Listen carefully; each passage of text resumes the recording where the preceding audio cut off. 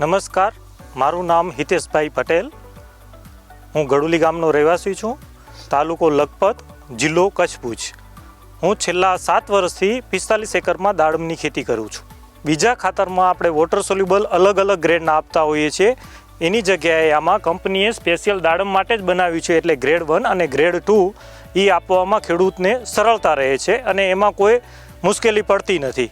એમાં ઇથ્રેલ માર્યા પછી 10મા દિવસે પહેલાં પાણીથી ગ્રેડ 1નો ઉપયોગ કર્યો છે.